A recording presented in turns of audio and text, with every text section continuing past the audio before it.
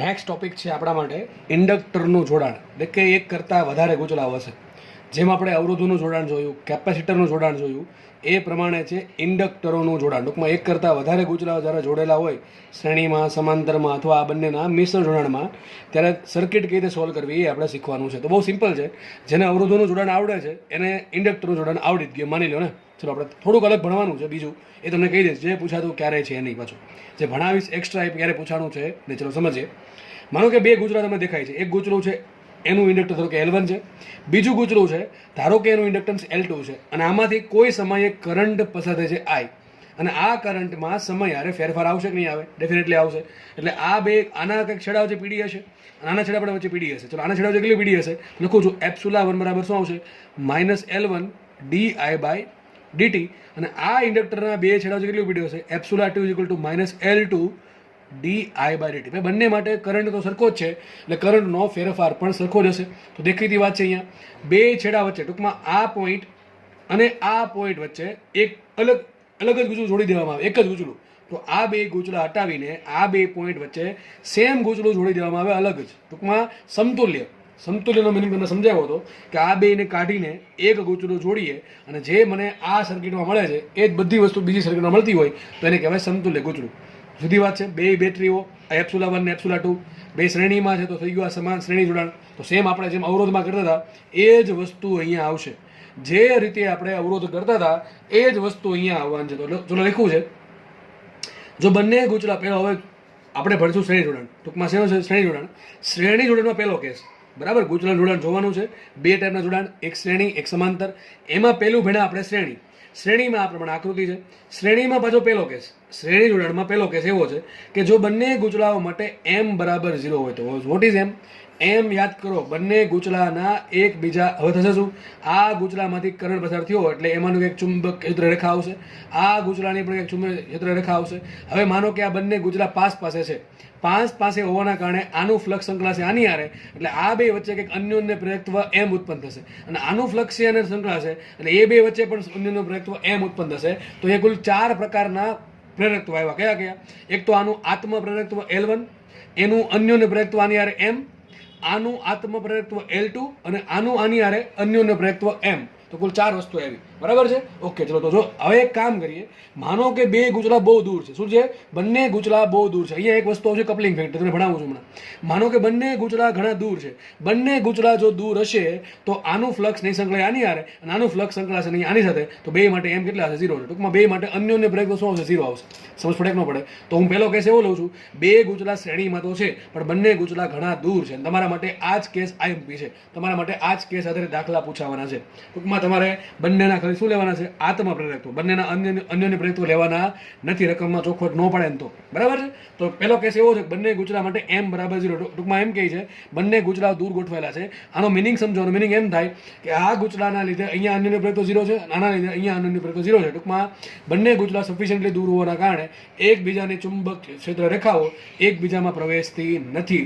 તો આ કેસમાં બે ગૂંચળાનું શ્રેણી જોડાણનું સૂત્ર શું આવશે? L ઇક્વિવેલન્ટ બરાબર L1 + L2. ટૂંકમાં અવરોધ જેવા સૂત્ર આવશે. બે અવરોધ R1 ને R2 છે અને બંનેને શ્રેણીમાં જોડીએ તો સૂત્ર શું આવશે? R ઇક્વિવેલન્ટ બરાબર R1 + R2. સેમ વસ્તુ ઇન્ડક્ટરમાં આવશે, બરાબર છે. ટૂંકમાં અવરોધના જે સૂત્ર છે એ સૂત્ર તમે ઇન્ડક્ટરમાં ડાયરેક્ટ લાગુ પાડી શકો.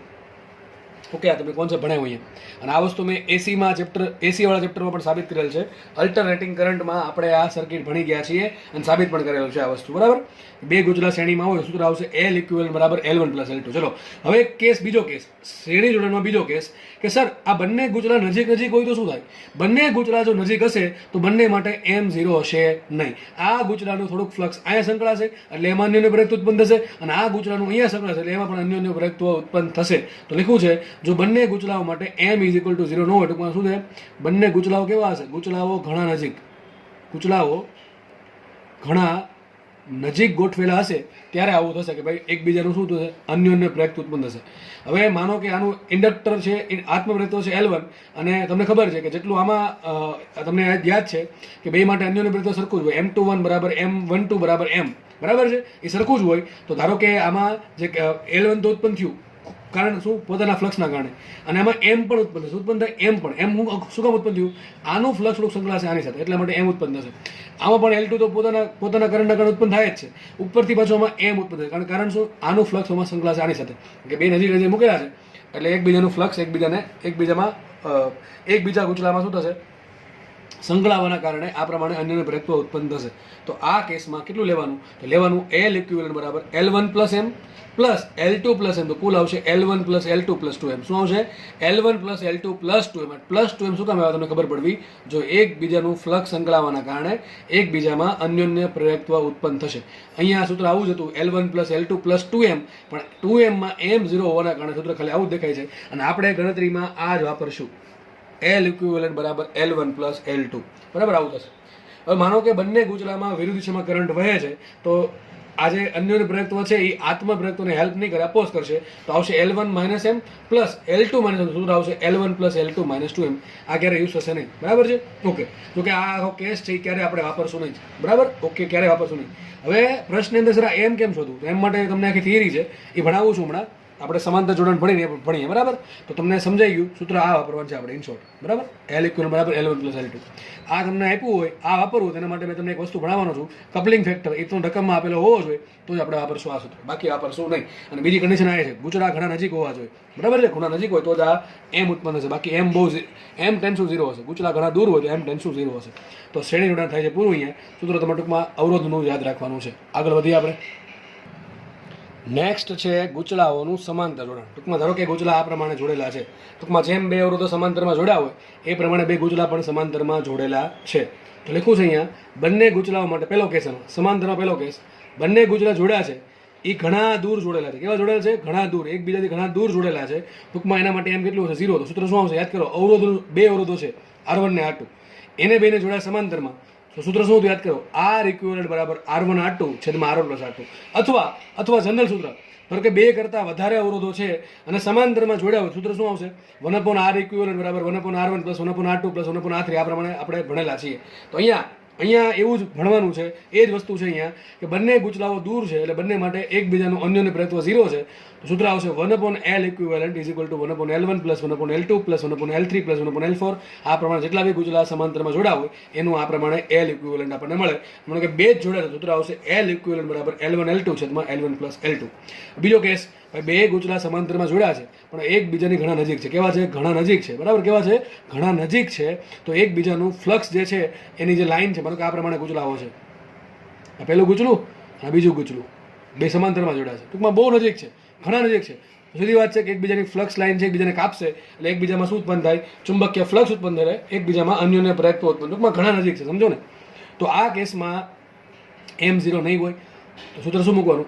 L ઇક્વિવેલન્ટ બરાબર 1/L ઇક્વિવેલન્ટ બરાબર. આ ખાલી શું હતું? L1 હતું, હમણાં આગળ ભણાવ્યું હતું. L1 પ્લસ એમ મૂકવાનું, અહીંયા મૂકવાનું L2 પ્લસ એમ, બસ સિમ્પલ. L1 પ્લસ એમ મૂકી દો, પ્લસ એમને પ્લસ 1/L2 દેખાય. ટૂંકમાં તમારે L1 છે જગ્યાએ શું મૂકવાનું? L1 પ્લસ એમ મૂકવાનું. અને જે L2 છે ને મૂકવાનું L2 પ્લસ એમ. બાકી બધી વસ્તુ સેમ, બરાબર? હવે વાત એ રહી સર, માનો કે ગુચલા ઘણા નજીક છે, ગુચલા ઘણા નજીક છે તો જ આ થિયરી લાગુ પડશે.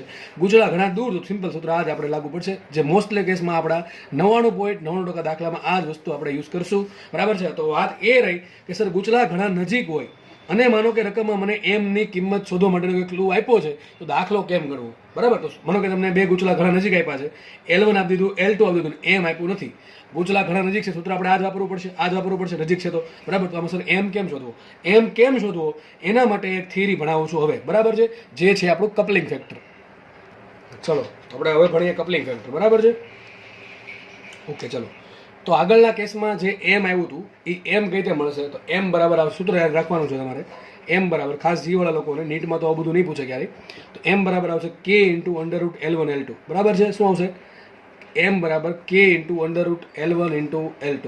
હું હમણાં બોલ્યો કે નીટમાં નહીં પૂછે, એનું મિનિંગ એમ નથી કે નીટવાળા જોવાનું બંધ કરી દે, બરાબર છે? દરેક વસ્તુ કરીને જાવી મળે છે તમને તો કરીને જાઓ, બરાબર? તો કેપિટલ એમ બરાબર આવશે K × √L1 L2. L1 તમને રકમ આપ્યા હશે, L2 આપ્યા હશે, બેનું વર્ગમૂળ કાઢવાનું, ગુણાકાર કરીને વર્ગમૂળ કાઢવાનું, ઇન્ટુ કરવાના K.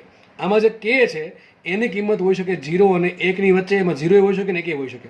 ટૂંકમાં K ની કિંમત K બિલોંગ્સ ટુ 0 1, બરાબર છે? K ની કિંમત 0 હોઈ શકે, K ની કિંમત 1 પણ હોઈ શકે. તો બરાબર, ટૂંકમાં જેટલું K મોટું એટલું શું મોટું? એમ મોટું, બરાબર? ઓકે, ચલો. અહીંયા જે કે છે એ શું છે? Coupling factor. ટૂંકમાં કપલ બનશે, બે ગુચલા ભેગા થઈને કપલ બનશે. તો કે છે કપલિંગ ફેક્ટર. કપલિંગ ફેક્ટર કોના પર ડિપેન્ડ કરે? ગુચલાની ગોઠવણી પર. કેનું સૂત્ર જોયું કે સૂત્ર આવું છે કે બીજા ગુચલા સાથે સંકળાયેલું મહત્તમ ચુંબકીય ફ્લક્સ છેદમાં પ્રથમ ગુચલા સાથે સંકળાયેલું મહત્તમ ચુંબકીય ફ્લક્સ. ટૂંકમાં માનો કે એક કરવો તો શું જરૂર છે? બે ગુચલામાં સંકળાયેલા ફ્લક્સ સરખા હોય તો કે મહત્તમ હોય. ચલો, આ નો સમજો તો કંઈ વાંધો નહીં, બરાબર છે? તો પણ બીજી રીતે સમજાવો. માનો કે ગુચલો આ છે, એક ગુચલો આ છે. હવે આના પર બીજું ગુચલું ધારો કે આ પ્રમાણે મૂકેલું છે.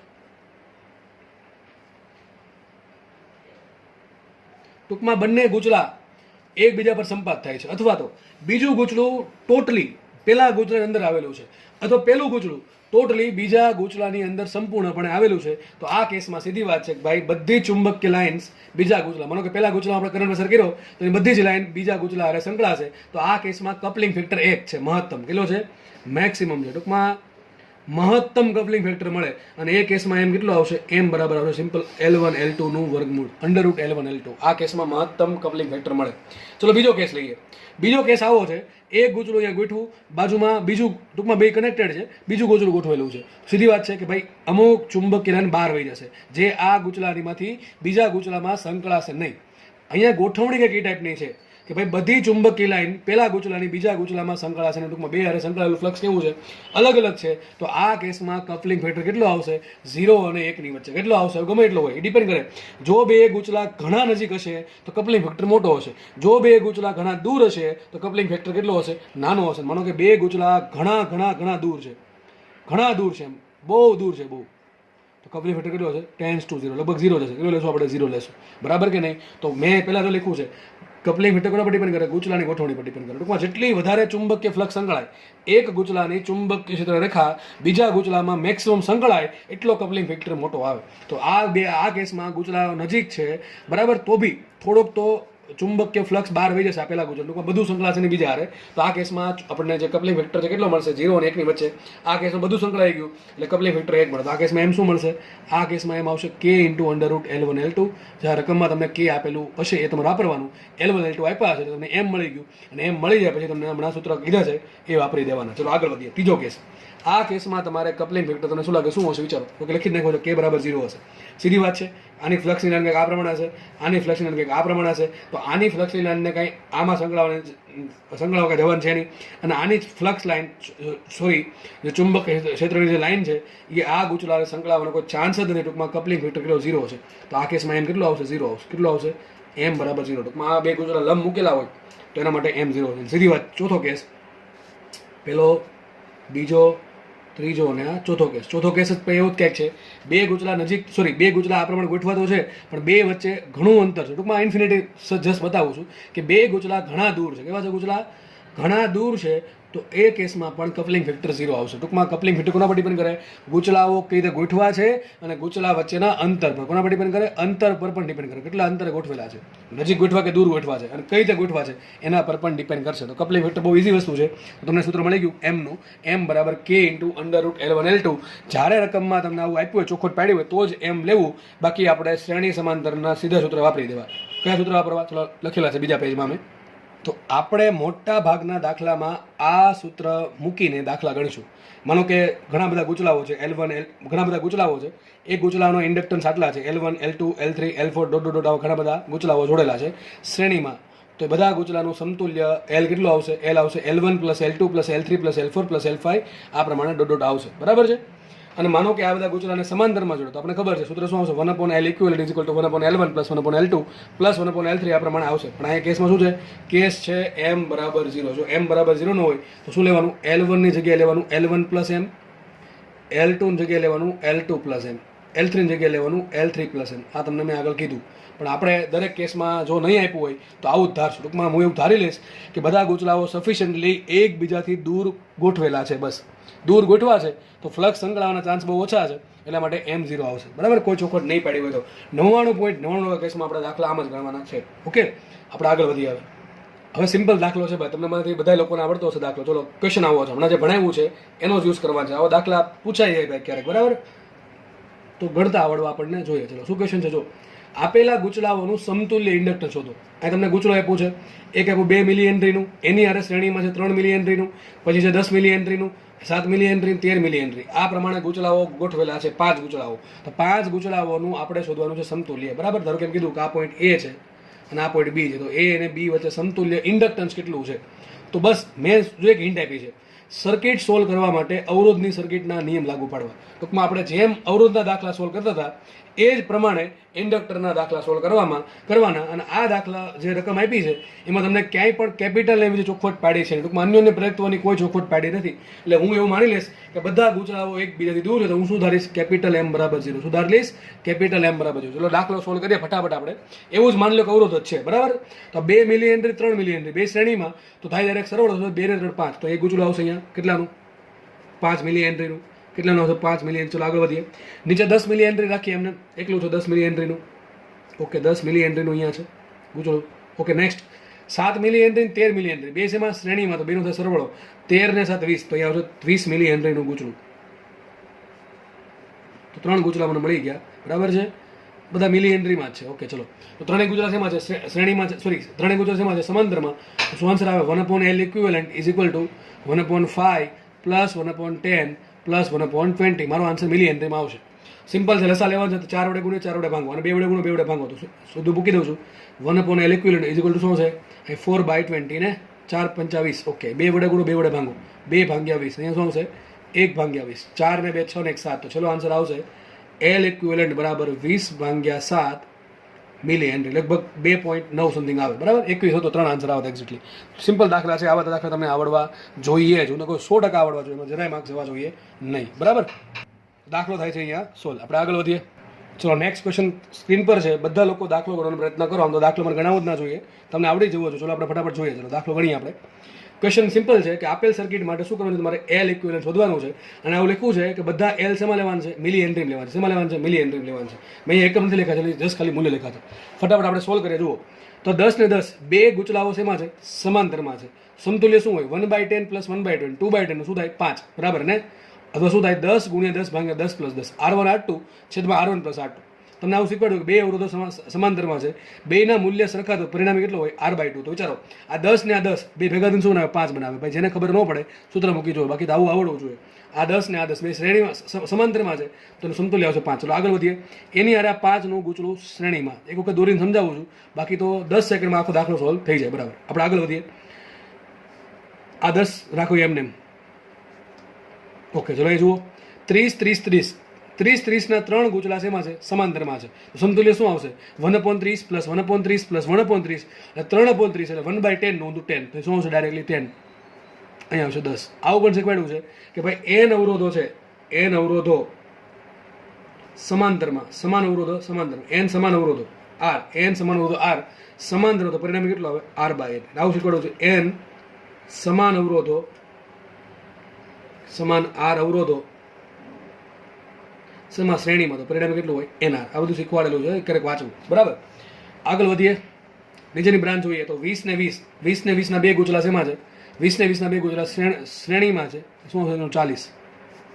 તો આ થઈ ગઈ સર્કિટ, બરાબર છે. હજુ તમારા માટે દોર દઉં છું. આ 5 ને 5 ના શેમાં છે, શ્રેણીમાં, તો સમતુલ્ય આવશે 10. તો અહીંયા આવશે 10. 10 10 ના શ્રેણીમાં થશે 20. નીચે 40 છે જ. ઓકે, નીચે 40 છે. ઓકે, ત્રણેય શેમાં છે, ત્રણેય છે સમાંતર. સૂત્ર આવશે 1/L equivalent is equal to 1/10 plus 1/20 plus 1/40. તો સિમ્પલ, અહીંયા 4 વડે ગુણો 4 વડે ભાંગો, 2 વડે ગુણો 2 વડે ભાંગો, એક વડે તો ગુણેલો છે. તો 4 ને 2 6 ને 1 7. તો છેલ્લો આન્સર આવશે L equivalent is equal to 40/7 milli henry. તો દાખલા આવા આવડવા જોઈએ, બરાબર છે. દાખલા બધા ઇઝી છે, આમાં રોકડા માર્ક્સ આવે, અવરોધના દાખલા જેવા દાખલા છે, બરાબર. અને હજી કહું છું, દરેક દાખલામાં આપણે શું ધારીએ છીએ, M0 ધારીએ છીએ, કપલિંગ ફેક્ટર આપણે 0 ધારી લઈએ છીએ. ટૂંકમાં દરેક ગૂંચળાને એકબીજા સાથે અન્યોને પ્રયત્વ 0 છે એવું માની લઈને ચાલીએ છીએ આપણે. નેક્સ્ટ આપણે હવે આ ચેપ્ટરની છેલ્લી થિયરી ડિસ્કસ કરીએ, અને એનું નામ છે LR સર્કિટ, પણ ડીસીમાં છે. તમને યાદ હશે, આપણે એસી ચેપ્ટરમાં અલ્ટરનેટિંગ કરંટમાં LCR સર્કિટ જોયેલી, એનો એક ભાગ હતો LR સર્કિટ. LR સર્કિટ શ્રેણીમાં અને સમાંતરમાં હોઈ શકે, તમને કીધેલું છે.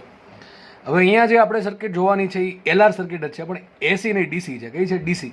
તો આપણે જોઈએ ડીસીથી શું થાય છે. આપણે એલઆર સર્કિટ જોયેલી છે એસીમાં, એનું ડિસ્કશન આપણે નહીં કરીએ, બરાબર છે. ફેઝ એંગલ ડેલ્ટા ને ઘણું બધું આપણે એસીમાં જોયેલું છે. અહીંયા આપણે ડિસ્કસ કરશું એલઆર સર્કિટ પણ ડીસીમાં. તો તમને આકૃતિમાં દર્શાવેલું છે એક એલ અને એક આર બંને શ્રેણીમાં જોડેલા છે. એની સાથે એક બ્રાન્ચ છે, એમાં કળ કેટું છે, અને બીજી એક બ્રાન્ચ છે એમાં એક બેટરી જોડેલી છે, બરાબર છે. પ્લસ માઇનસ ધારો કે એપ્સુલા જેટલા ઈએમએફની અથવા એપ્સુલા જેટલા વોલ્ટેજની ગણી શકો તમે, જેનો આંતરિક અવરોધ ના હોય તો. અને એની સાથે એક કળ જોડેલી છે. આ પ્રમાણે કુલ 3 બ્રાન્ચ તમને દેખાય છે સમાંતરમાં. પહેલી બ્રાન્ચ, બીજી બ્રાન્ચ અને ત્રીજી બ્રાન્ચ. હવે આપણે કરવાનું શું છે ચલો સમજાવી દો તમને.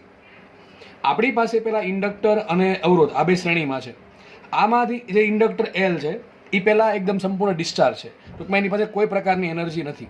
એની પાસે કોઈ પ્રકારની એનર્જી નથી. આપણે પહેલાં શું કરશું, આપણે છે ને પહેલાં આ કળ કેટલું ખુલ્લી રાખશું. ટૂંકમાં આ બ્રાન્ચ આમને રાખશું. ટૂંકમાં આ બ્રાન્ચનો કોઈ મિનિંગ નથી. જો આ કળ છે એ બંધ થાય તો જ આ બ્રાન્ચ છે એનો પરિપથ કમ્પ્લીટ થાય અને તો એ બ્રાન્ચ છે એ પરિપથમાં જોડાશે. માનો કે પહેલાં હું શું કરીશ, આ કળ કેટલું એમને રહેવા દઈશ, ટૂંકમાં ખુલ્લી રહેવા દઈશ, બરાબર છે. એટલે આ બ્રાન્ચમાંથી કોઈ કરંટ ફ્લો થશે નહીં. આગળ વધીએ આપણે. હું કળ K1 બંધ કરી દઈશ. જેવી કળ K1 બંધ કરી દઈશ અને K2 ખુલ્લી રાખીશ, ટૂંકમાં આ બ્રાન્ચ તો માની લો છે જ નહીં, બરાબર. ઘડીક પૂરતું માની લો આ બ્રાન્ચ જ નથી. આ કળ K1 બંધ કરીશ એટલે થશે આખું પરિપથ બંધ. તો થઈ ગયું આવું એક બેટરી, એની આરે એલ અને આર શ્રેણીમાં જોડેલ છે. ટૂંકમાં આટલો ભાગ તમને દેખાશે, તમે એટલું ઇમેજિન કરી શકો છો, બરાબર. આ કળ બંધ થઈ જશે એટલે પરિપથ કમ્પ્લીટ થઈ ગયો. એટલે એક બેટરી અને એલ અને આર બધા શ્રેણીમાં થઈ ગયા, આવું થશે. હવે આ બેટરી છે એમાંથી કરંટ ઉત્પન્ન થશે અને કરંટના કારણે ઇન્ડક્ટર એલ છે એ ધીમે ધીમે ચાર્જ થશે. તો જેવી હું કળ K1 બંધ કરીશ એટલે થશે એવું કે ધીમે ધીમે ઇન્ડક્ટરમાંથી અથવા અવરોધમાંથી અથવા પરિપથમાંથી કરંટ ફ્લો થઈ જશે. અને આ કરંટ છે એમાં સમય આરે ફેરફાર થશે, એટલે કે ડીઆઈ/ડીટીમાં ચેન્જ, ટૂંકમાં ડીઆઈ/ડીટી હોવાના કારણે ઇન્ડક્ટરમાં બે છેડા વચ્ચે ધીમે ધીમે વોલ્ટેજ ઉત્પન્ન થશે. આવું આપણે વિચારી શકીએ. ટૂંકમાં ઇન શોર્ટ કહેવા એમ માંગુ છું કે ઇન્ડક્ટર છે ધીમે ધીમે ચાર્જ થશે. ચાર્જ પહેલાં સંપૂર્ણ ડિસ્ચાર્જ હતું. હવે જેવી કળ K1 બંધ કરીશ, K2 ખુલ્લી રાખીશ એટલે બેટરીનો જે પ્રવાહ છે અથવા જે પરિપથમાંથી જે પ્રવાહ વહે છે એના કારણે ઇન્ડક્ટર છે ધીમે ધીમે ચાર્જ થશે. અને ચાર્જ થતાં એવું થશે કે એની જે મેક્સિમમ કેપેસિટી છે એ મેક્સિમમ કેપેસિટી ચાર્જ થઈ જશે, બરાબર છે. તો આપણે આ જોવાનું છે. તો આપણે શું કરીશું, પ્રથમ આપણે ઇન્ડક્ટરને ચાર્જ કરીશું, એટલે કે એલનું ચાર્જિંગ કરીશું, અને પછી આપણે ઇન્ડક્ટરને ડિસ્ચાર્જ કરીશું, બરાબર. ટૂંકમાં એલનું ડિસ્ચાર્જિંગ. તો આપણે આખી એક મેન થિયરી છે, ઘણા બધામાં તમને અલગ અલગ પેજીસ જોવા મળશે, બરાબર છે. તો 1 by 1 આપણે ડિસ્કસ કરીએ. પહેલાં આપણે શીખીશું ઇન્ડક્ટરનું ચાર્જિંગ, બરાબર. ઇન્ડક્ટરનું ચાર્જિંગ થવાથી પરિપથનો પ્રવાહ શું હોય, એના બે છેડા વચ્ચે વોલ્ટેજ શું મળે, આ બધું આપણે ડિસ્કશન કરીએ. ચલો તો હવે આપણે સમજીએ ઇન્ડક્ટરના બે છેડા વચ્ચે ઇન્ડક્ટરનું ચાર્જિંગ કેવી રીતે થશે. તો બની શકે તો આ ડાયાગ્રામ તમારા મગજમાં ઘડીક પૂરતો રાખી દેવો, બરાબર. આગળ આપણે એનું કામ પડશે એટલા માટે, બરાબર. ચલો સ્ટાર્ટ કરીએ આપણે આગળ. તો હવે આપણે ભણીએ ઇન્ડક્ટરનું ચાર્જિંગ. ઇન્ડક્ટરનું ચાર્જિંગ કરવા માટે આપણી પાસે સર્કિટ, મેન સર્કિટ આ છે. આપણી મેન સર્કિટ આ છે. આમાં મારે કંઈક એવું કરવું પડશે કે ઇન્ડક્ટરનું ચાર્જિંગ થાય. તો તમને ખબર છે એના માટે શું કરવું પડશે, મેં હમણાં કીધું પ્રમાણે આજે કળ K1 છે ને બંધ કરવી પડશે, કળ K2 ખુલ્લી જ રાખવી પડશે. કળ K2 આમને રાખવી પડશે અને કળ K1 છે ને એને બંધ કરીશ. જેવી કળ K1 બંધ કરીશ ને ટૂંકમાં આખું પરિપથ કમ્પ્લીટ થશે અને ઇન્ડક્ટર અને અવરોધ સાથે બેટરી જોડાઈ જશે. કળ K2 ખુલ્લી રાખવાની છે અને કળ K1 ને બંધ કરવાની છે, જેથી બેટરી છે એ ઇન્ડક્ટર એલ અને રેઝિસ્ટન્સ આર સાથે જોડાઈ જશે. તો આપણી કંઈક સર્કિટ આવી લેખશે, બરાબર. આ સર્કિટ થઈ જશે આ રીતે. જો આ બ્રાન્ચમાં કળ ખુલ્લી છે તે બ્રાન્ચનો કોઈ મિનિંગ છે નહીં, બરાબર. તો લખ્યું છે અહીંયા T=0 સમય. શબ્દ બહુ જરૂરી છે. જ્યારે હું કળ K1 બંધ કરું છું અને બેટરી જેવી ઇન્ડક્ટર જોડાણી એ સમયને મેં આપ્યું T=0. તો લખ્યું છે T=0 સમયે કળ K1 બંધ કરવાની છે અને કળ K2 ને ખુલ્લી રાખવાની છે. થશે શું, આવો કંઈક પરિપથ બનશે. આ પરિપથ બનવાથી બેટરી છે એ અવરોધર જોડાણી, બેટરી છે ઇન્ડક્ટર જોડાણી, એટલે પરિપથમાં ધીમે ધીમે કરંટ ફ્લો થશે અને ધીમે ધીમે કરંટ વધશે. અને કરંટ વધશે તો ઇન્ડક્ટરમાં કેટલી ઉર્જા સંગ્રહ પામે આપણને ખબર છે, ½ Li². કેટલી ઉર્જા સંગ્રહ પામે, ½ Li². અને ½ Li² ઉર્જા સંગ્રહ પામવાના કારણે ઇન્ડક્ટરનું ધીમે ધીમે ચાર્જિંગ થશે. તો ચલો જોઈએ, આપણે બધું લખ્યું છે અહીંયા.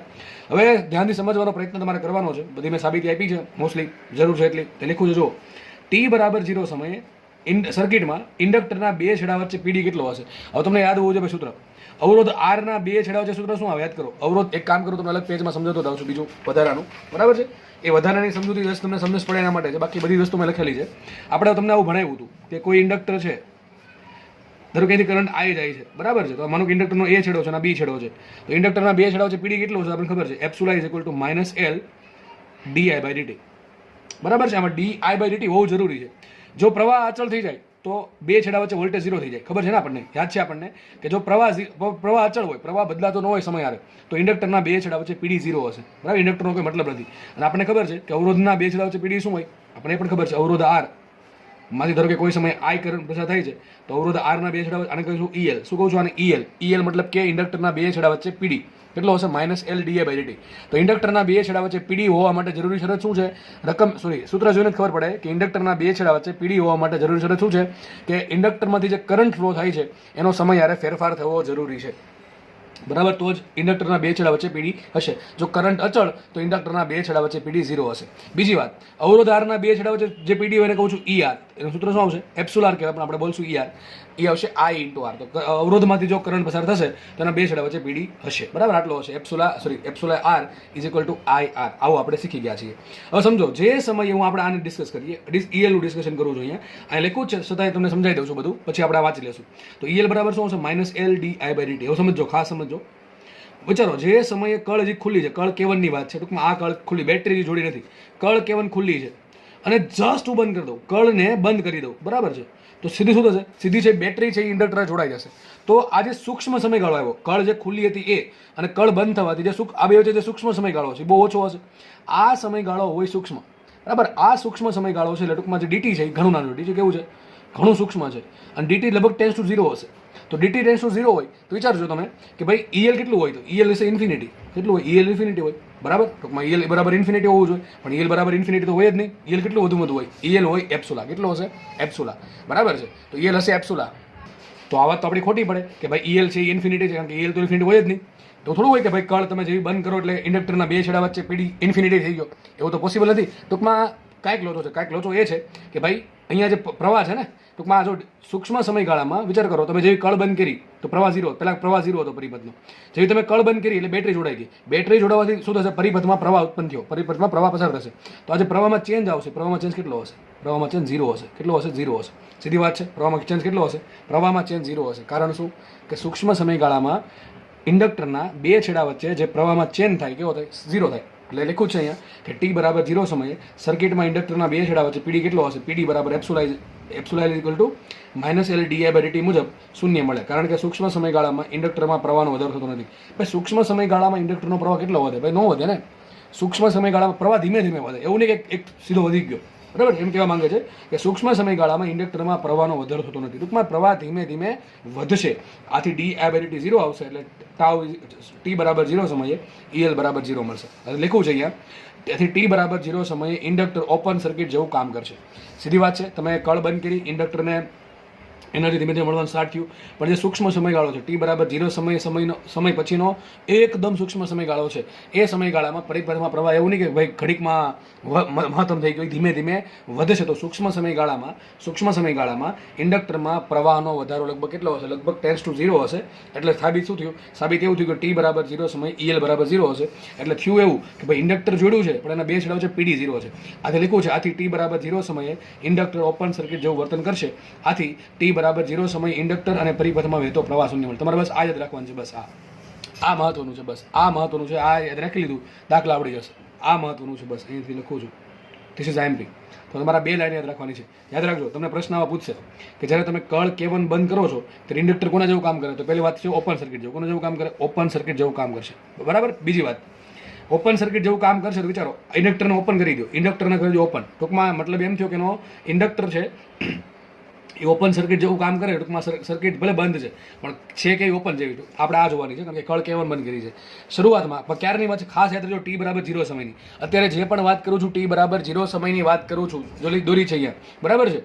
થોડોક સમય પછી ઇન્ડક્ટર ઓપન સર્કિટનું કામ નહીં કરે. હજી કહું છું, t બરાબર 0 સમય કોને કહેવાય? જે સમયે તમે કળ બંધ કરીને એ સમય, ટૂંકમાં બહુ સૂક્ષ્મ સમય હશે, બહુ સૂક્ષ્મ સમય હશે, ત્યારે ઘડીક પૂરતો ઇન્ડક્ટર છે ઓપન સર્કિટનું કામ કરશે. આથી t બરાબર 0 સમયે એટલે ઇન્ડક્ટર અને પરિપથમાં પ્રવાહ 0 હશે. ટૂંકમાં શરૂઆતમાં પ્રવાહ હશે નહીં. સીધી વાત છે ને ભાઈ.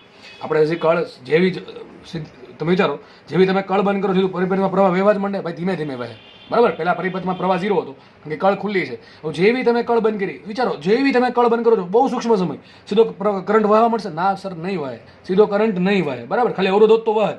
પણ અહીંયા ઇન્ડક્ટર છે ને, ઇન્ડક્ટરને લેવા દેવા છે di/dt યાર, એટલે સીધો કરંટ વહેશે નહીં, મગજમાં રાખજો, સીધો કરંટ નહીં વહે. તો શરૂઆતમાં કરંટ કેટલો છે? 0 છે. ટૂંકમાં બે લાઈન મહત્વની છે કે જેવી તમે કેવન બંધ કરો છો અને બેટરીને જોડો છો ઇન્ડક્ટર, યાદ રાખજો બેટરીને જેવી ઇન્ડક્ટરને જોડશો એ સૂક્ષ્મ સમય માટે ઇન્ડક્ટર ઓપન સર્કિટનું કામ કરે અને ઇન્ડક્ટરમાંથી વહેતો પ્રવાસ એટલે કે પરિપથમાંથી વહેતો પ્રવાહ શૂન્ય હોય છે. બરાબર, તો આ સર્કિટ તમારે યાદ રાખવાનું છે, બસ આટલું. બરાબર છે, આપણે આગળ વધીએ હવે. તો આપણે જોયું કે t/0 સમયે સર્કિટમાં કરંટ 0 હશે, બરાબર, I/0 હશે. હવે આપણે આગળ વધીએ.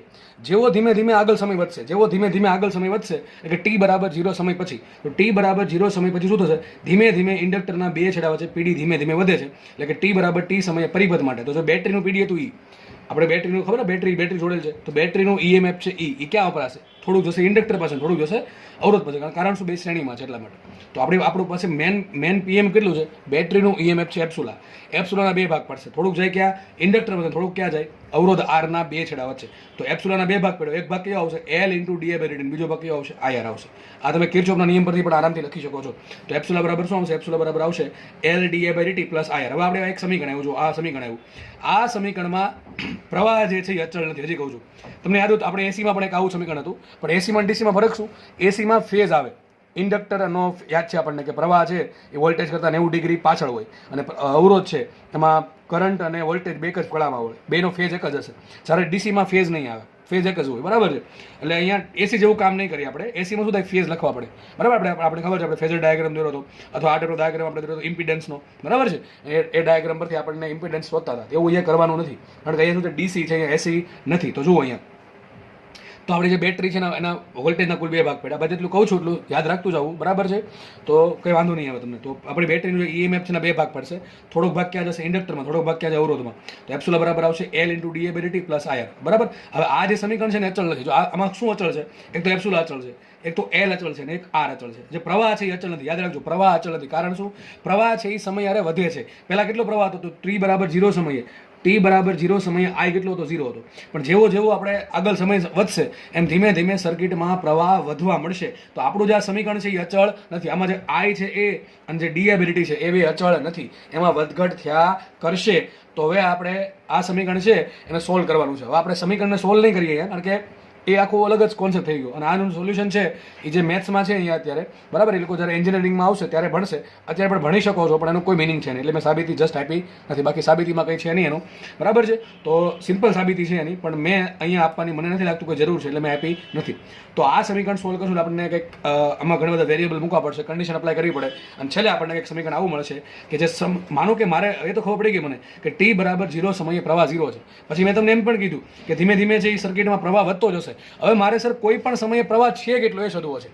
પહેલાં શું યાદ કરો, પહેલાં એવું હતું પ્રવાહ શરૂઆતમાં 0 હતો. બરાબર છે, શરૂઆતમાં જ્યારે આપણે જસ્ટ કળ બંધ કરી, એ જસ્ટ કળ બંધ કરવાના સમયે પ્રવાહ 0 હતો.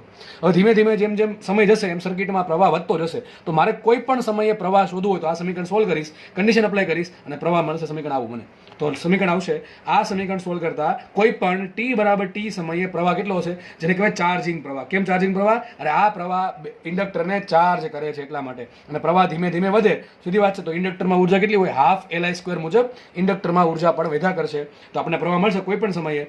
I = એપ્સુલાના છેદમાં અવરોધ R (1 - e⁻t/τ). ઘડીક સમય થોડોક રાખો, તમને ધીમે ધીમે સમજાવું છું. તો અહીં લખવું છે પાછું એ જ વસ્તુ કે t/t સમયે ચાર્જિંગ પ્રવાહ કેટલો આવશે? ચાર્જિંગ પ્રવાહ I બરાબર આવશે એપ્સુલાના છેદમાં R (1 - e⁻t/τ). એપ્સુલા શું છે? જે બેટરી જોડી છે એ. R શું છે? પરિપથનો અવરોધ, એ જોશું આપણે. (1 - e⁻t/τ), એ તો ખબર જ છે, એક્સપોનેન્શિયલ. t શું છે? જે સમયે તમારે પ્રવાહ જતો હોય, તો કે તમને 1 સેકન્ડ પછી, 2 સેકન્ડ પછી, 3 સેકન્ડ પછી, જે સમયે તમારે પ્રવાહ જતો હોય એ પ્રવાહ મૂકવાનો. હવે એક નવી વસ્તુ રહેશે, આ ટાઉ શું છે? ચલો ટાઉ સમજીએ. બરાબર છે, તો એક કામ કરીએ. આ જે એપ્સુલા/R છે ને, એપ્સુલા/R, એ તમને ઘડી પછી સમજાવીશ કે એપ્સુલા/R ક્યાંથી આવે છે. એપ્સુલા/R ને મેં નામ આપ્યું I0. શું આપ્યું? I0. બરાબર છે, એપ્સુલા/R ને મેં નામ આપ્યું પ્રવાહ I0. તો હું તમને ઘડી પછી સમજાવું છું કે I0 શું છે. તો I0 બરાબર આવ્યું એપ્સુલા/R. એને કહેવાય પરિપથમાં વહેતો મહત્તમ પ્રવાહ અથવા પરિપથમાં વહેતો સ્થાયી પ્રવાહ. આ થોડોક સમય રૂકી જાવ, ધીમે ધીમે સમજાઈ જશે. બરાબર છે, તો આ એક નવું વસ્તુ એવી ટાઉ. જો આ ટાઉ યાદ રાખજો, બહુ IMP વસ્તુ છે. ટાઉ છે ને એને કહેવાય સમય અચળાંક. બરાબર, ટાઈમ કોન્સ્ટન્ટ. શું કહેવાય? Time constant. Time constant. આ બધું ક્યાંથી આવશે? આ બધું આવશે આપણી પાસે જે ડિફરન્શિયલ ઇક્વેશન છે, બરાબર છે, વિકલ સમીકરણ છે, એ સમીકરણના સોલ્યુશનથી આ બધી વસ્તુ આવે છે. તો આપણું સમીકરણ બની ગયું આવું. તમારે આ યાદ રાખવાનું છે, આપણે યાદ રાખવાનું છે ને આપણે યાદ રાખવાનું છે. I બરાબર I0 કૌંસમાં 1 minus e race to t by tau. I બરાબર I0 કૌંસમાં 1 minus e race to t by tau. યાદ કરો આ સમીકરણ કોના જેવું છે? યાદ કરો, તમને ભણાવ્યું હતું ન્યુક્લિયસમાં. યાદ કરો ન્યુક્લિયસ યાદ કરો બધા. ન્યુક્લિયસમાં શું હતું? ન્યુક્લિયસમાં હતું રેડિયો એક્ટિવિટી. આ ચેપ્ટરનો સૌથી હાઈ ટોપિક. એમાં યાદ કરો એક સૂત્ર આવું હતું, n બરાબર n0 e race to minus lambda T. યાદ છે ને? e race to minus lambda T. એક સમીકરણ આ હતું. આ શું હતું ખબર છે? કેટલોક ક્ષય થવાનું બાકી છે હતું, અને ક્ષય થઈ ગયા સૂત્ર શું હતું? n ડેશ બરાબર n0 કૌંસમાં 1 minus e raise to lambda T. યાદ છે ને આ સૂત્ર? એના જેવું સૂત્ર દેખાય છે. તો આ છે ચાર્જિંગ પ્રવાહનું સૂત્ર. કોનું સૂત્ર છે આ? ચાર્જિંગ પ્રવાહનું સૂત્ર છે. તમારે યાદ રાખવાનું છે. તમને સમય આપી દેશે, સમય અચળાંક આપે, ટાઈમ કોન્સ્ટન્ટ આપી દે, બરાબર. અને પ્રશ્ન પૂછે કે ભાઈ જે પ્રવાહ છે એ કેટલો છે મહત્તમ પ્રવાહના, તો I0 તમને પર્સન્ટેજ મળી જશે. ટૂંકમાં તમને ટી આપે અને ટાઉ આપે. ટાઉ ડાયરેક્ટ નહીં આપે, ટાઉ શું છે તો લખીએ આપણે, સમજીએ અહીંયા. ટાઉ છે સમય અચળાંક. સમય અચળાંકમાં સૂત્ર આવશે ટાઉ બરાબર સમય અચળાંક, એનું સૂત્ર આવે L બાય R. અને ઘણી વખત આ પ્રશ્ન પૂછાય કે L ભાગ્યા R નો એકમ શું હોય? તો યાદ રાખજો સેકન્ડ હશે. શું હશે? સેકન્ડ. લખું છું. ટાઉનો એકમ શું હશે? ટાઉનો એકમ સેકન્ડ હશે. યાદ રાખજો ટાઉ બરાબર L અપોન R. શું છે? L અપોન R, જેને કહેવાય ટાઈમ કોન્સ્ટન્ટ. શું કહેવાય? Time constant. આમાં R શું છે? ચલો, R તો આપણે પરિપથનો અવરોધ R છે, પણ ક્યારેક તકલીફ એ થાય પરિપથમાં એક કરતાં વધારે અવરોધ જોડેલા, તો શું કરવાનું? એ આપણે એક જ દાખલો ગણશું, એટલે તમને આઈડિયા આવી જશે, બરાબર છે? ઓકે, ચલો. તો અત્યારે જસ્ટ ખાલી એટલું સમજો કે પરિપથનો કોઈ પણ સમયે પ્રવાહ કેટલો સૂત્ર આવશે? તો I બરાબર આવશે એપ્સુલા બાય R કૌંસમાં 1 minus e race to t by tau. એમાં એપ્સુલા ભાગ્યા R એ છે અચળ વસ્તુ. જો એપ્સુલા અચળ, R અચળ, તો મેં કે નવું આપ્યું અને ખબર પડે વોલ્ટેજ ભાગ્યા અવરોધ કે પ્રવાહ, તો આપ્યો I0. આ થઈ ગયો પરિપથનો મહત્તમ પ્રવાહ. જો પહેલાં શું હતું કે શરૂઆતમાં કરંટ 0 હતો, ધીમે ધીમે કરંટ વધશે અને વધીને છેલ્લે આટલો થશે, વધીને છેલ્લે થશે આટલો, I0 જેટલો. તો I0 લખો આપણે કેટલો? મહત્તમ પ્રવાહ, અથવા એને કહેવાય સ્થાયી પ્રવાહ. સ્થાયી પ્રવાહ એટલા માટે કે જો પહેલાં શું હતું, પ્રવાહ 0 હતો, પણ ધીમે ધીમે વધે છે અને વધીને થઈ ગયો કેટલો? I0. તો અત્યારથી શરૂઆતના સમયથી જ્યાં સુધી I0 થાય ત્યાં સુધીમાં કરંટ ધીમે ધીમે વધે છે, પણ જેવો એક વખત કરંટ I0 થઈ ગયો એટલે પરિપથમાં પ્રવાહ વધશે નહીં. કેવો થઈ જશે? અચળ રહેશે. કેટલો રહેશે? અચળ રહેશે. એટલે પરિપથમાં વહેતો મહત્તમ પ્રવાહ કેટલો? I0 છે, અથવા એને કહેવાય સ્થાયી પ્રવાહ. કેમ કે જેવો તમારા સર્કિટમાં I0 જેટલો પ્રવાહ વહે છે, પછી પ્રવાહમાં કોઈ ફેરફાર નહીં થાય, ટૂંકમાં સર્કિટનો પ્રવાહ થઈ ગયો સ્થાયી. કેવો થઈ ગયો? સ્થાયી. સમય યારે બદલશે નહીં એવો, એટલે કહેવાય સ્થાયી. તો વોટ ઇઝ I0? I0 પ્રવાહ શું છે? I0 પ્રવાહ પરિપથમાં ખૂબ લાંબા સમય બાદ મળે છે, બરાબર. આપણે કળ બંધ કરીએ અને જેવી કળ બંધ કરશું ત્યારે સમયે પ્રવાહ 0 હશે, પણ ધીમે ધીમે વધશે, ધીમે ધીમે વધી કેટલો થઈ જશે? I0 જેટલો થઈ જશે. અને આ જે પ્રવાહ છે એને કહેવાય મહત્તમ પ્રવાહ અથવા સ્થાયી પ્રવાહ કહેવાશે, બરાબર. સિમ્પલ સમીકરણ યાદ રાખવાનું છે, બાકી બધું આરામથી તમને આવડી જશે, બરાબર. તમે આમ વિચારી શકો છો, ટી બરાબર 0 મૂકો, જેવું તમે ટી બરાબર 0 મૂકશો તો એની ઘાત થઈ જશે 0. એની ઘાત 0 થશે એટલે શું આવશે? એ કોઈ પણ 0 ઘાત 1 હોય તો શું આવશે? 1 માઇનસ 1. 1 માઇનસ 1 થઈ ગયા 0, એટલે I બરાબર 0. ટૂંકમાં સાબિત થયું ટી બરાબર 0 સમય પ્રવાહ 0 આવશે. પછી તમે કોઈ પણ સમય મૂકો, એ સમયે તમને પ્રવાહ મળશે. અને તમે ટી બરાબર ઇન્ફિનિટી મૂકો, ટી બરાબર ઇન્ફિનિટી મૂકો તો આવશે એની માઇનસ ઇન્ફિનિટી ઘાત. એ જશે છેદમાં, તો શું આવશે? 1 અપોન એની ઇન્ફિનિટી ઘાત. એની ઇન્ફિનિટી ઘાતને કહેવાય ઇન્ફિનિટી. તો 1 અપોન ઇન્ફિનિટી થઈ જશે 0, તો 1 માઇનસ 0 એટલે શું થઈ ગયું? I0. તો શરૂઆતમાં કરંટ 0 અને ખૂબ લાંબા સમય બાદ ઇન્ફિનિટી એટલે કે ખૂબ લાંબા સમય બાદ સર્કિટમાં પ્રવાહ હશે I0, બરાબર. સમજ પડે કે ન પડે? સિમ્પલ વસ્તુઓ ડિસ્કશન થાય છે અહીંયા, બરાબર. આગળ વધીએ આપણે. તો ઇન શોર્ટ તમારે સમીકરણ યાદ રાખવાનું છે બસ, ચાર્જિંગ પ્રવાહનું. તો હવે આમાંથી એક વસ્તુ પૂછાય છે, પેલા ચાર્જિંગ પ્રવાહનો જે આલેખ છે ને એ, બરાબર, ઘણી વખત પૂછાય છે પ્રશ્ન આ. તો ચલો ચાર્જિંગ પ્રવાહનો આપણે આલેખ સમજીએ. તો સમીકરણ શું છે? I બરાબર I0 કૌંસમાં 1 minus e race to t by tau. I0 ને આપણે આમ પણ લખી શકીએ એપ્સિલોન છેદમાં R કૌંસમાં 1 minus e race to t by tau, બરાબર છે.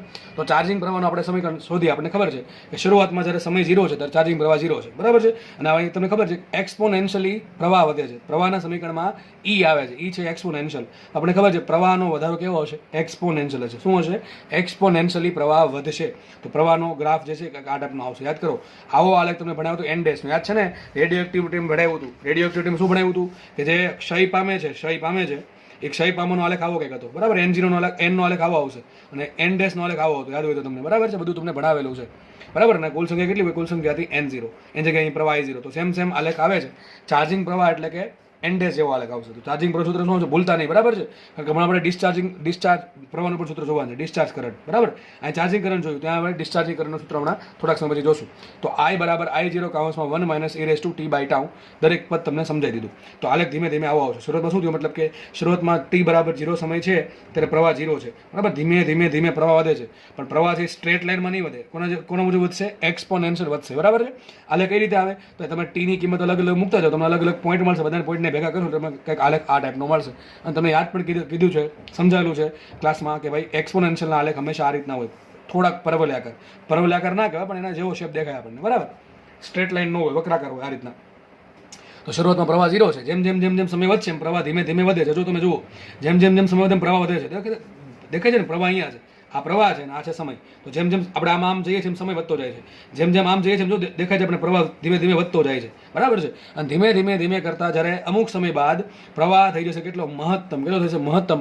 અને મહત્તમ કેટલો? એપ્સુલા ભાગ્યા r બરાબર I0. તો આ થઈ ગયો પરિપથનો મહત્તમ પ્રવાહ. તો આ થઈ ગયો શું? સ્થાયી પ્રવાહ. જો કે લખી દઉં તમને, સ્થાયી પ્રવાહ. આલેખ કોનો છે? ચાર્જિંગ પ્રવાહનો. કોનો આલેખ છે? ચાર્જિંગ પ્રવાહનો. તો ધીમે ધીમે સર્કિટમાં ચાર્જિંગ પ્રવાહ ધીમે ધીમે વધશે, એક સામટો વધશે નહીં. હું તમને એમ કહેવા માંગતો હતો કે t બરાબર 0 સમયે પ્રવાહ 0 હશે. એનું કારણ શું છે?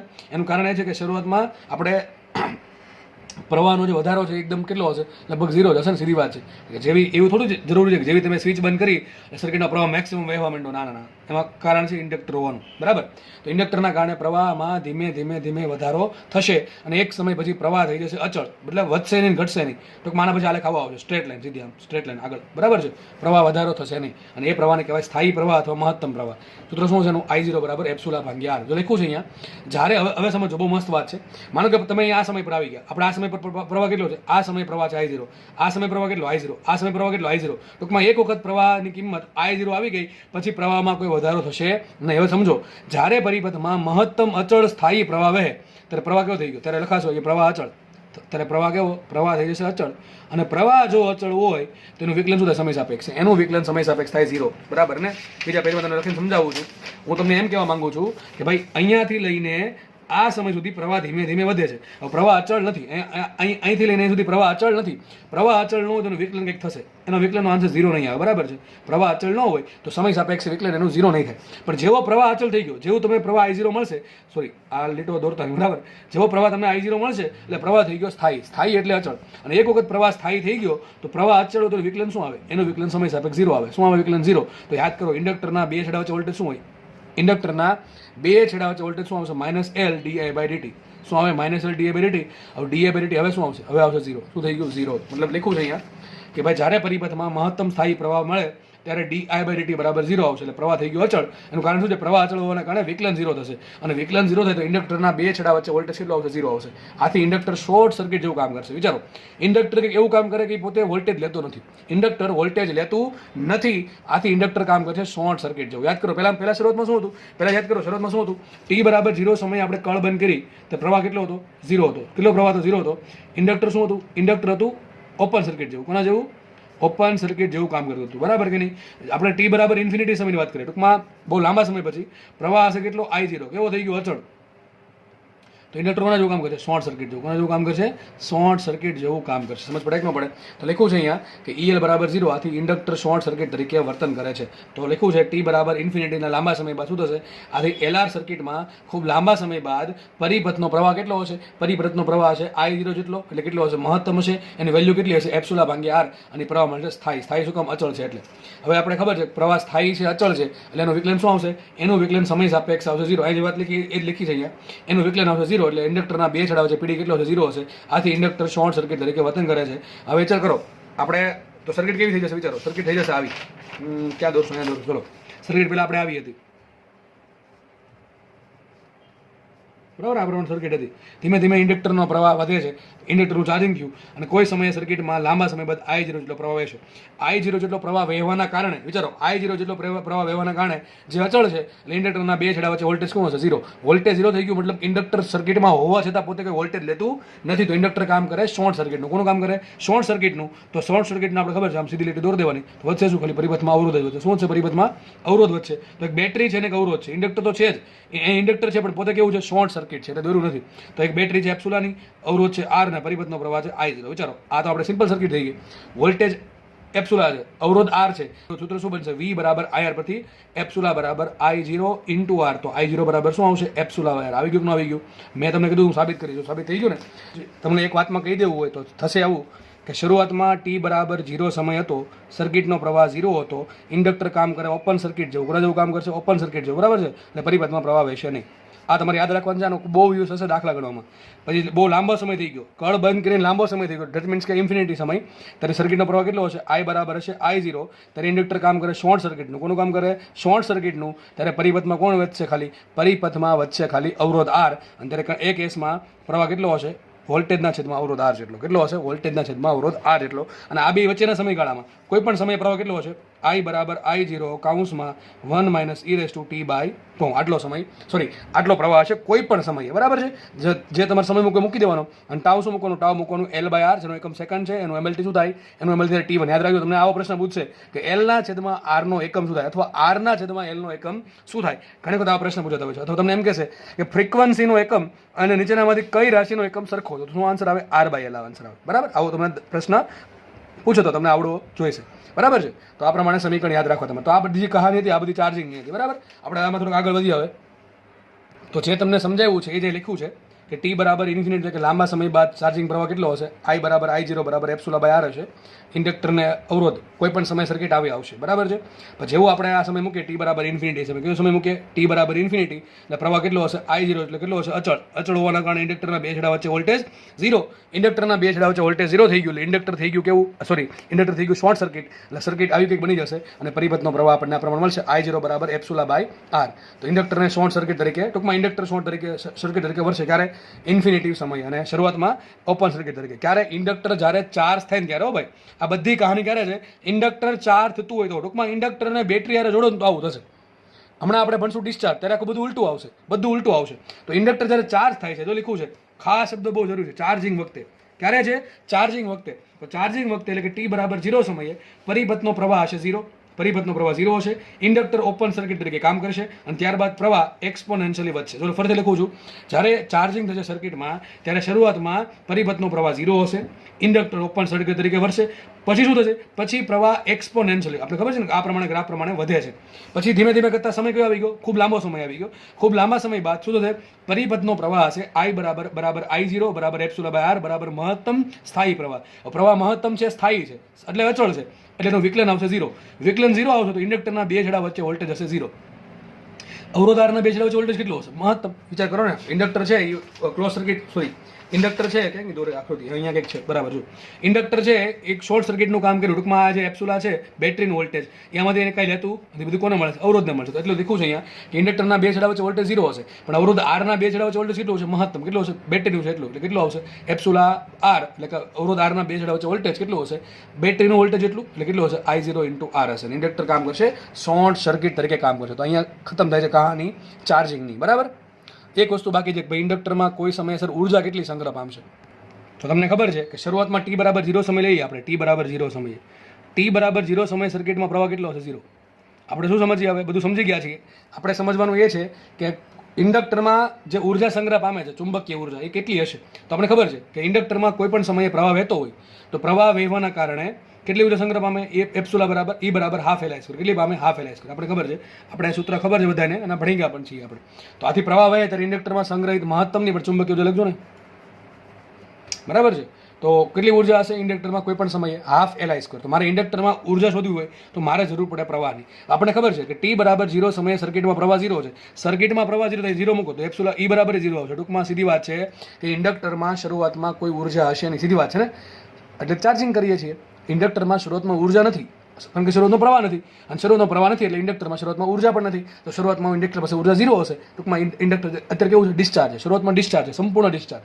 એની પાસે કોઈ ઉર્જા નથી. હવે શું કરશું આપણે? હવે આપણે ધીમે ધીમે કળ બંધ કરી દીધી એટલે ધીમે ધીમે સર્કિટમાં પ્રવાહ વહે છે. અને પ્રવાહ પહેલા શરૂઆતમાં 0 હતો એટલે ઉર્જા 0 હતી, પણ ધીમે ધીમે પ્રવાહ છે ચર ઘાતાંકીય એટલે કે એક્સપોનેન્શિયલી વધે છે.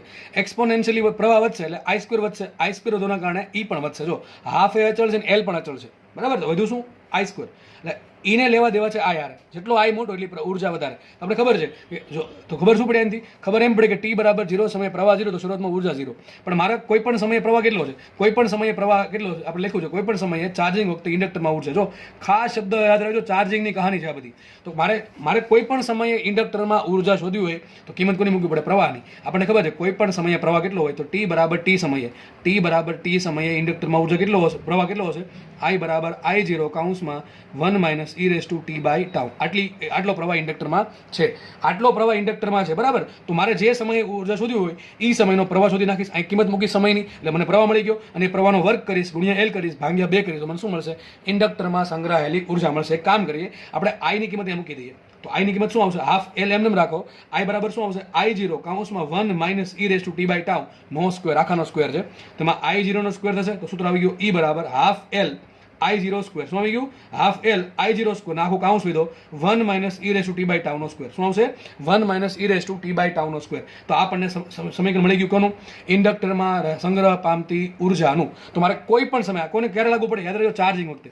તો ઇન્ડક્ટર જ્યારે ચાર્જ થતું હોય ત્યારે મારે ટી સમયે ઉર્જા શોધવી, તો ટી કિંમત મૂકીશ. આમાં તમે ટી બરાબર 0 મૂકો ને તો ઉર્જા 0 આવશે. તો ટ્રાય કરી લઈએ, બરાબર છે. અને ટી બરાબર જ્યારે ઇન્ફિનિટી મૂકશો, ત્યારે શું થઈ ગયું? ખૂબ લાંબા સમય બાદ પરિપથનો પ્રવાહ કેટલો છે? I બરાબર I0 બરાબર કેટલો છે? મહત્તમ સ્થાયી ને કેટલો છે? મહત્તમ સ્થાયી. મહત્તમ સ્થાયી માટે I બરાબર મૂકી દો I0, તો મહત્તમ ઉર્જા આવશે હાફ એલ I0 સ્ક્વેર. ટૂંકમાં ખૂબ લાંબા સમય બાદ ઇન્ડક્ટરમાં ઉર્જા કેટલી હશે? મહત્તમ કેટલી હશે? Half L I0 square. તો આ નામ પણ લખાય, સૂત્રને લખાશે અહીંયા E બરાબર શું લખાય? આ પદ લખાય E મેક્સિમમ કૌંસમાં આવશે 1 minus e race to t by tau નો હોલ સ્ક્વેર. આવું થશે, બરાબર. આવું સમીકરણ આવશે. તો મળી ગયો મહત્તમ પ્રવાહનું સૂત્ર, બરાબર. સોરી, ઇન્ડક્ટરમાં સંગ્રહાતી ઉર્જા સૂત્ર. તમને ઘણી વખત પ્રશ્ન પૂછે કે આ ટી બરાબર 2 ટાઉ જેટલા સમયે કેટલી ઉર્જા હશે? બરાબર, દાખલો બનાવે એમ તેનો સમય આવું આવે કે જ્યારે ટી બરાબર 2 ટાઉ જેટલો સમય થાય ત્યારે ઇન્ડક્ટરમાં કેટલી ઉર્જા હશે મહત્તમ ઉર્જાની? તો ટી બરાબર શું મૂકી દેવાનું? 2 ટાઉ મૂકી દેવાનું, બાકી ગણતરી સિમ્પલ કરી દેવાની, એક આન્સર આવશે, બરાબર. આ પ્રમાણે તમને આન્સર મળી જશે. તો આ યાદ રાખજો, ઇન્ડક્ટરમાં ઉર્જાનું સૂત્ર, બરાબર છે. શરૂઆતમાં ઉર્જા 0, ધીમે ધીમે વધે છે, આ સૂત્ર મુજબ વધશે, અને જ્યારે પ્રવાહ મહત્તમ થશે, ટી બરાબર ઇન્ફિનિટી એટલે ખૂબ લાંબા સમયે, ત્યારે ઉર્જા હશે મહત્તમ. તો આ પ્રમાણે આપણે ઇન્ડક્ટરનું ચાર્જિંગ જોયું. ઇન્ડક્ટરમાં ચાર્જિંગ પ્રવાહ કઈ રીતે વધે છે, એનું ગ્રાફ શું છે, એનું સૂત્ર શું છે, અલગ અલગ સમયે ઇન્ડક્ટર કેમ વર્તન કરે છે, શોર્ટ સર્કિટ તરીકે વર્તન કરે, ઓપન સર્કિટ તરીકે વર્તન કરે, ઇન્ડક્ટરમાં ઉર્જા છે એ સમય આધારિત કઈ રીતે બદલે છે એ પણ આપણે જોયું. તો આવી ગઈ મહત્તમ ઉર્જા, મહત્તમ સ્થાયી ઉર્જા. કારણ કે આ સમય બાદ ઇન્ડક્ટરમાં વધારે ઉર્જા સંગ્રહ પામશે નહીં. ટૂંકમાં ઇન્ડક્ટરમાં વધુ આટલી ઉર્જા સંગ્રહ પામશે. કેટલી? Half L I0 square. અહીંયા I0 બરાબર શું છે? Epsilon by R. તો સૂત્ર આવું પણ મને half L E square by R square. Half L I0 બરાબર શું આવે? E by R, epsilon by R, E square by R square. આ પ્રમાણે સૂત્ર આપણને મળે છે. હવે આપણે ભણીએ ડિસ્ચાર્જ સર્કિટ. શું ભણશું? Discharge circuit. ટૂંકમાં પહેલાં આપણે શું કર્યું? ઇન્ડક્ટરને બેટરી હારે જોડ્યું. ઇન્ડક્ટરને બેટરી હારે જોડવાથી સર્કિટમાં ધીમે ધીમે પ્રવાહ વધશે, એટલે ઇન્ડક્ટર ચાર્જ થશે. વધુ ચાર્જ ક્યારે થશે? જેટલો જ્યારે સર્કિટમાં I0 જેટલો કરંટ વહેશે ત્યારે. પછી શું કરશે? ઇન્ડક્ટર શોર્ટ સર્કિટનું કામ કરે. ટૂંકમાં હવે કોઈ બેટરીની ઉર્જા લેશે નહીં. તો બધી ઉર્જા કોને મળશે? ટૂંકમાં બેટરીનું જે વોલ્ટેજ છે એ કોણ વાપરશે? અવરોધ વાપરશે, બરાબર. તો ઇન્ડક્ટરમાં વધુ કેટલી ઉર્જા આવતી? હાફ એલ I0 સ્ક્વેર, બરાબર છે. હવે શું કરશું? આપણે ઇન્ડક્ટરને કરશું ડિસ્ચાર્જ. ઇન્ડક્ટરને મારે ડિસ્ચાર્જ કરવું હોય તો મારે બેટરી કાઢવી પડે. શું કાઢવી પડે? બેટરી. કારણ કે જ્યાં સુધી બેટરી રહેશે ત્યાં સુધી અવરોધ R ને ઉર્જા મળ્યા કરશે, અને અવરોધ R ને વોલ્ટેજ મળ્યા કરશે, બરાબર છે. આ પ્રમાણે. અને જે બેટરી છે એ ધીમે ધીમે ડિસ્ચાર્જ થશે. કારણ શું છે? અવરોધ R માં હાફ એલ I સ્ક્વેર મુજબ, અવરોધ R માં IR સ્ક્વેર મુજબ, ફરીથી બોલું છું, અવરોધ R માં I સ્ક્વેર RT મુજબ હીટ ઉત્પન્ન થશે, અને હીટના કારણે બેટરીનું વોલ્ટેજ ઘટા કરશે, બરાબર છે. તો હવે આપણે શું કરીશું? બેટરી કાઢી નાખીએ. બેટરી કાઢશું તો સર્કિટમાં વધશે કોણ? ખાલી વિચારો, અવરોધ R ને ઇન્ડક્ટર L. એમાં ઇન્ડક્ટર L કેવું છે? સંપૂર્ણ ચાર્જ છે શરૂઆતમાં, બરાબર. મેં શું કર્યું? પહેલાં બેટરી જોડી. ઇન્ડક્ટર પહેલાં સંપૂર્ણ ડિસ્ચાર્જ હતું, બેટરી જોડી ધીમે ધીમે ચાર્જ થયું. ચાર્જ થઈ ગયું, એક સમય એવો મહત્તમ ચાર્જ થઈ ગયું. મહત્તમ ચાર્જ થઈ ગયું એટલે કોના જેવું કામ કરશે? શોર્ટ સર્કિટ જેવું કામ કરે. કોના જેવું કામ કરે? શોર્ટ સર્કિટ જેવું કામ કરશે. પછી બેટરીની ઉર્જા લેવાનું બંધ કરી દેશે. હવે હું શું કરું? સમજો, હવે કરવું છે મારે ઇન્ડક્ટરને ડિસ્ચાર્જ. તો હવે ભણીએ આપણે સર્કિટ છે LR, પણ ડીસીમાં ડિસ્ચાર્જિંગ સર્કિટ. કેવી સર્કિટ છે? ડિસ્ચાર્જિંગ કરવા માટે મારે બેટરી કાઢવી છે. પહેલાં શું હતું? આપણે કળ K1 બંધ કરી હતી ને K2 ખુલ્લી રાખી હતી. ટૂંકમાં પરિપથ આપણો આવો હતો. હમણાં આગળ ચાર્જિંગ બનાવીએ. હવે આમાં શું કરશું? મારે બેટરી કાઢી નાખવી છે. તો કળ K1 છે કેવી રાખી? ખુલ્લી કરી દઈશ, ને કળ K2 ને શું કરી? બંધ કરી દઈશ. કળ K2 ને બંધ કરી દઈશ ને K1 ને ખુલ્લી રાખીશ. તો સર્કિટ કેવી બનશે? આ બનશે કે નહીં બને? દેખાય દોરી છે અહીંયા. જો તો લખ્યું છે અહીંયા, અહીં શરૂઆતમાં ઇન્ડક્ટર સંપૂર્ણ ચાર્જ છે. આ આગળની થિયરી છે, બરાબર. આગળ થિયરી આપણે શું કર્યું, ઇન્ડક્ટરને સંપૂર્ણ ચાર્જ કર્યું, એ થિયરી વાપરશું આપણે અહીંયા. અહીં શરૂઆતમાં ઇન્ડક્ટર સંપૂર્ણ ચાર્જ છે, જેને અવરોધ સાથે જોડેલું હોવાથી ઇન્ડક્ટરની, આ પછી સમજાવું છું, ઇન્ડક્ટરની ચુંબકીય ઉર્જા અવરોધમાં ઉષ્મા ઉર્જા સ્વરૂપે વેગ પામે, જેથી ઇન્ડક્ટર રિસા થવા લાગશે.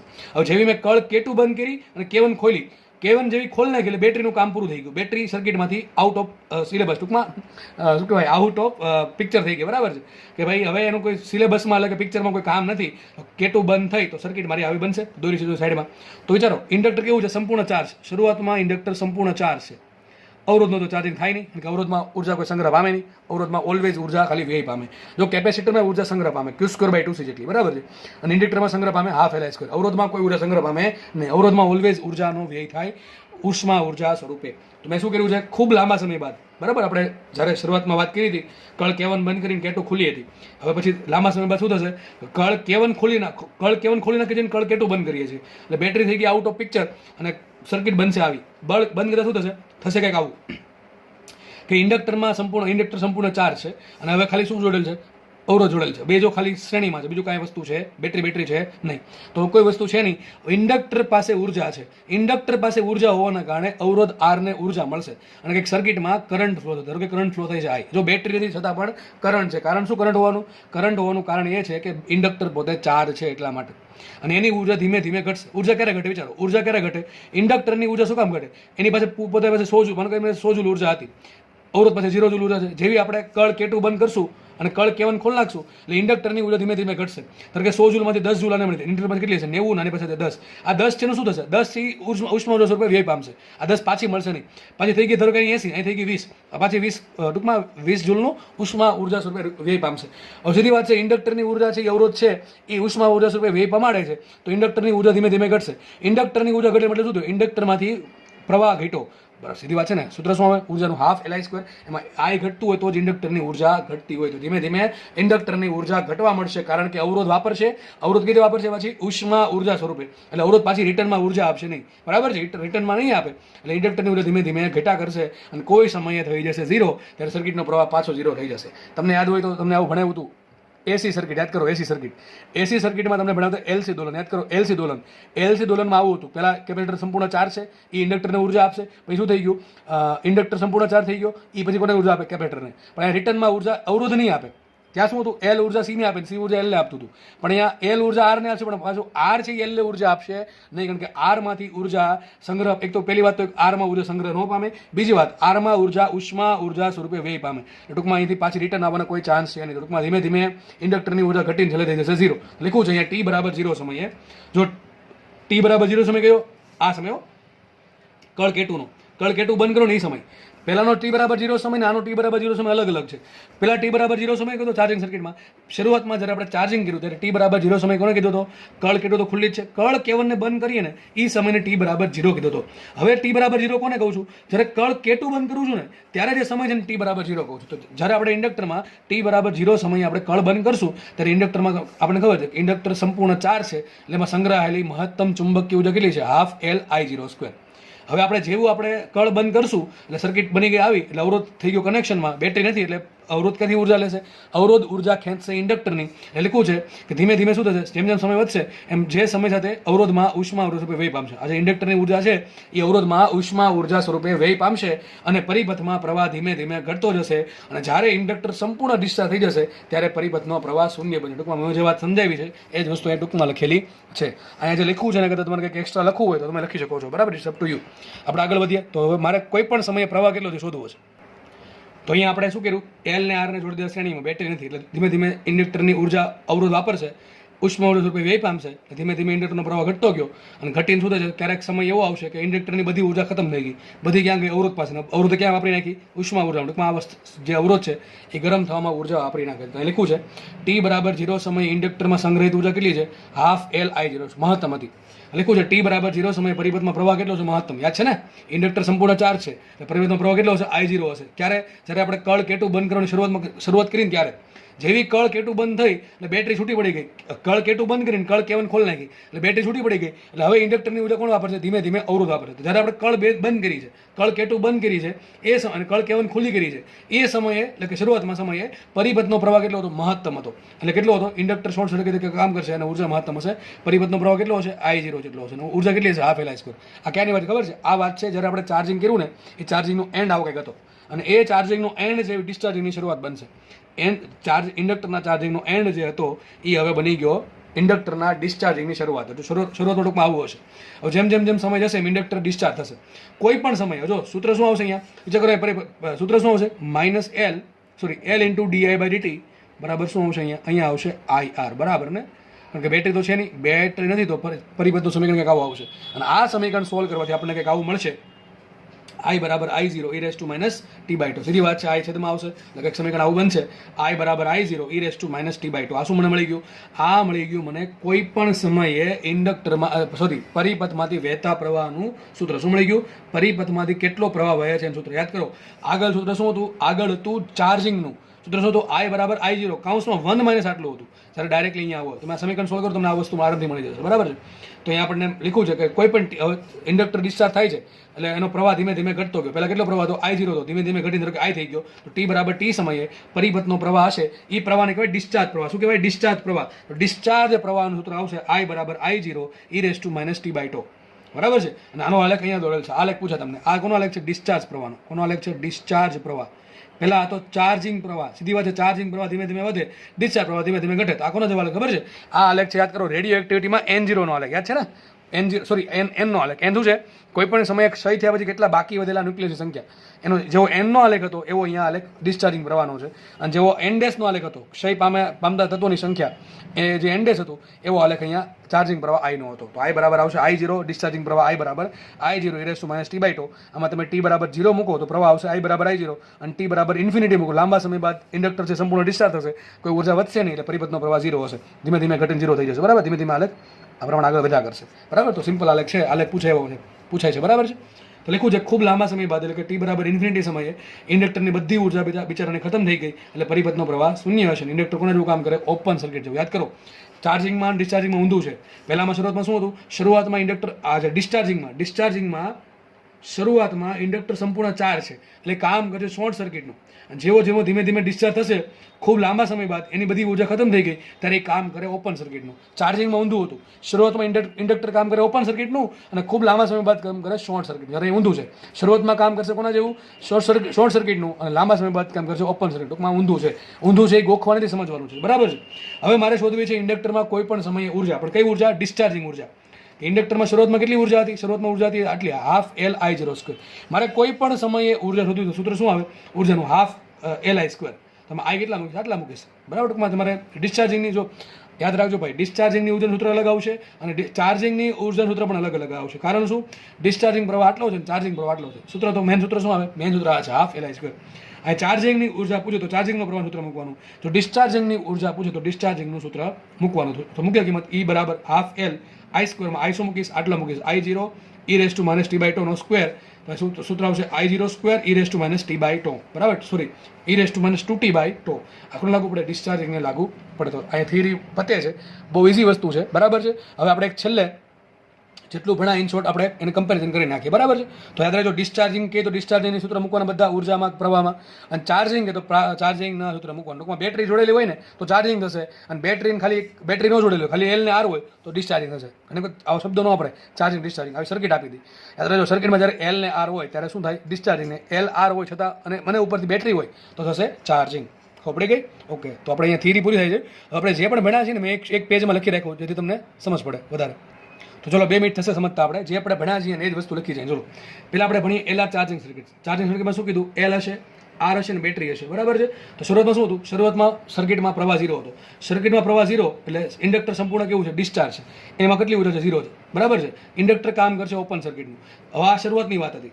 ઇન્ડક્ટર ઓપન સર્કિટનું કામ કરે છે, પરિપથનો પ્રવાહ 0 છે, બરાબર? ઇન્ડક્ટરમાં ઉર્જા 0 છે, બરાબર? આ બધી વસ્તુ મગજમાં રાખી. બહુ આઈએમપી આ આખો 2 પેજ બહુ આઈએમપી છે. આ બંને સોરી ટૂંકમાં આ પેજ આખું બહુ આઈએમપી છે. બંને જે ડિવિઝન છે બહુ આઈએમપી ડિવિઝન છે, બરાબર?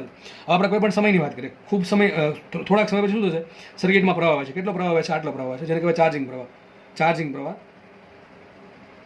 ચાર્જિંગ પ્રવાહ I બરાબર I0 1 minus e race to t by τ બરાબર. એમાં I0 શું છે? I0 છે એપ્સિલોન બાય આર અને τ શું છે? L બાય આર છે. ઓકે, ઉર્જા કેટલી હશે? હાફ LI સ્ક્વેર માં I ની કિંમત મૂકી દો તો તમને આખું સૂત્ર ઉર્જાનું મળી જશે. પરિપથમાં પ્રવાહ ધીમે ધીમે આ પ્રમાણે વધશે. આલેખ છે પ્રવાહ વિરુદ્ધ સમયનો, બરાબર છે, પ્રવાહ વિરુદ્ધ સમય જેનો કહેવાય ચાર્જિંગ પ્રવાહ. અને ખૂબ લાંબા સમય બાદ શું હશે? ખૂબ લાંબા સમય બાદ પ્રવાહ હશે I0 સ્થાયી પ્રવાહ હશે, બરાબર છે. મહત્તમ ઉર્જા કેટલી હશે ઇન્ડક્ટરમાં? Half L I0 square. Inductor કામ કરે શોર્ટ સર્કિટનું અને ઇન્ડક્ટરના બે છેડા વચ્ચે વોલ્ટેજ કેટલું હશે? 0 હશે. અને શરૂઆતમાં ઇન્ડક્ટરના બે છેડા વચ્ચે વોલ્ટેજ કેટલું હશે? એપ્સુલા હશે શરૂઆતમાં, બરાબર છે. બધું જ વોલ્ટેજ છે એ ઓપન સર્કિટમાં ઇન્ડક્ટર લઈ જશે, બરાબર. અહીંયા વાત કરીએ LR ડિસ્ચાર્જ સર્કિટની, બરાબર. જો અહીંયા બેટરી કાઢી નાખી છે, એક તો L છે ને એક R છે. જો પણ કન્ડિશન શું છે? ડિસ્ચાર્જ થવા માટે ઇન્ડક્ટરમાં પહેલાં કંઈક ઉર્જા હોવી જોઈએ. તો લખ્યું છે T બરાબર 0 સમયે પરિપથનો પ્રવાહ કેટલો હશે? I0 હશે એટલે કેટલો હશે? મહત્તમ પ્રવાહ છે. કેટલો હશે? મહત્તમ પ્રવાહ. ઇન્ડક્ટરનું શું થશે? ઇન્ડક્ટર સંપૂર્ણ ચાર્જ હશે એટલે કેટલી ઉર્જા હશે? એમાં half L I0 square. Inductor short સર્કિટનું કામ કરે. અહીં જો કોનું કામ કરતો હતો? ઓપન સર્કિટનું. જ્યારે એ કામ કરશે શોર્ટ સર્કિટનું. હવે વાત કરીએ T બરાબર T સમયની. T બરાબર T સમય શું થશે? પ્રવાહ છે ઇન્ડક્ટરમાં ધીમે ધીમે ઘટશે. કેટલો પ્રવાહ હશે? I બરાબર I0 e race to minus t by τ. ધીમે ધીમે પ્રવાહ ઘટતો જશે અને કોઈ પણ સમયે પ્રવાહ આટલો તો કોઈ પણ સમયે ઉર્જા પણ આપણને મળશે. હાફ LI સ્ક્વેર I ની કિંમત મૂકો તમને ઉર્જા મળી જશે. ખૂબ લાંબા સમય બાદ શું થશે? ખૂબ લાંબા સમય બાદ પરિપથનો પ્રવાહ કેટલો હશે? પરિપથનો પ્રવાહ હશે 0. કારણ કે ઇન્ડક્ટર જે સંપૂર્ણ ડિસ્ચાર્જ થઈ ગયો એટલે ઇન્ડક્ટર હશે કેટલી ઉર્જા હશે? 0 હશે. ઇન્ડક્ટર કામ કરે શોર્ટ સર્કિટનું. તો આમાં ખૂબ લાંબા સમય બાદ ઇન્ડક્ટર કામ કરશે ઓપન સર્કિટનું. આમાં ખૂબ લાંબા સમય બાદ ઇન્ડક્ટર ઓપન સર્કિટ છે, જ્યારે આમાં ખૂબ લાંબા સમય બાદ ઇન્ડક્ટર શોર્ટ સર્કિટનું. ટૂંકમાં એનું ઊંધું હાલે છે, બરાબર છે. તો તમારે આ વસ્તુ યાદ રાખવાની છે. કદાચ આના દાખલાને એક લેક્ચર મૂકો તો ઠીક છે, બાકી આપણે નવું ચેપ્ટર સ્ટાર્ટ કરશું, બરાબર. તો અહીંયા આ વસ્તુ પતે છે. આ થિયરી પણ અહીંયા પૂરી થાય છે. ધન્યવાદ. જય હિન્દ.